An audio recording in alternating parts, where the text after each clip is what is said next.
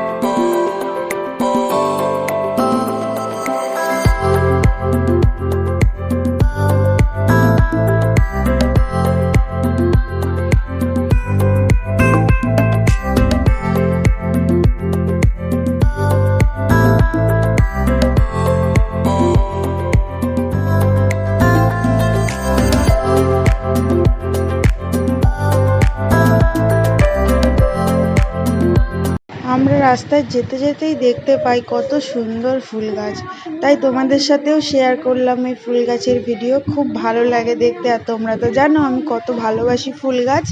তো তাই তোমাদের সাথে শেয়ার করলাম ফুল গাছের কিছু ভিডিওর কিছু মুহূর্ত। তো দেখো, আর জামাইবাবু সোনা বাবার টুপি পরেছিল।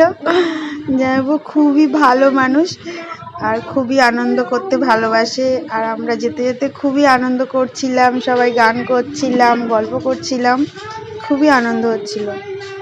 আমরা অযোধ্যা পৌঁছে গেছি আর নেমেই আমরা কত সুন্দর ওয়াল পেন্ট দেখতে পাচ্ছি।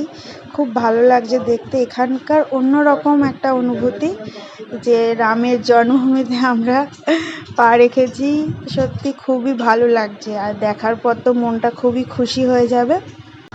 আর যেতে যেতে এই মন্দিরটা দেখতে পাই বাইরে থেকে, তো খুব সুন্দর লাগছে মন্দিরটা দেখতে। আমরা রাম মন্দিরের সামনে চলে এসেছি। প্রায় লক্ষ লক্ষ লোকের সমাবেশ। গুরু পূর্ণিমা উপলক্ষে অনেকেই এসেছিল রাম মন্দিরে দর্শন করতে। তো আমরা মন্দিরের ভেতরে ঢুকে গেছি আর লাইন দিয়েই আমরা যাচ্ছি।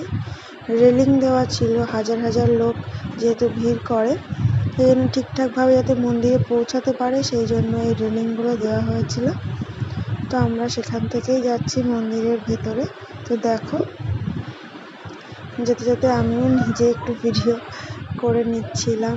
সামনে তোমাদের দাদা ভাই ছিল, মা ছিল, পেছনে দিদি, জামাইবাবু, ভাগ্নি সবাই ছিল। তো আমিও ভিডিও করছিলাম সেই জন্য। আর যেতে যেতেই দেখতে পাই হনুমান, রাম ভক্ত হনুমান। সোনাই ওর ঠাম্মুর হাত ধরে ধরে এগিয়ে এগিয়ে যাচ্ছে। ও কোলে থাকবে না, ও নিজে নিজে হেঁটে হেঁটে যাবে, সেই জন্য মা ওকে হাঁটিয়ে হাঁটিয়ে নিয়ে যাচ্ছে। দেখো, আমরা এবার মন্দিরের ভেতরে ঢুকবো আর শ্রীরামদেবের দর্শন করব। কিন্তু তোমাদের সাথে শেয়ার করতে পারবো না, কারণ ওখানে ফোন অ্যালাউ নেই। আমার খুব কষ্ট হচ্ছে যে তোমাদের সাথে বলেছিলাম শেয়ার করব, কিন্তু তোমাদের সাথে দেখাতে পারবো না। কিন্তু যেটুকু সম্ভব তোমাদের সাথে অবশ্যই শেয়ার করব। তো ভিডিওটা স্কিপ না করে অবশ্যই কন্টিনিউ দেখতে থাকো। আমাদের দর্শন হয়ে গেছে, এবার আমরা বাড়ি যাবো বলে বেরিয়ে পড়েছি। অনেকটাই রাস্তা, তো হেঁটে হেঁটে সেই জন্য যাচ্ছি, তারপরে গাড়িতে উঠবো। তো ভিডিওটা তোমরা স্কিপ না করে কিন্তু অবশ্যই কন্টিনিউ দেখতে থাকো। আমরা আরও কী করছি।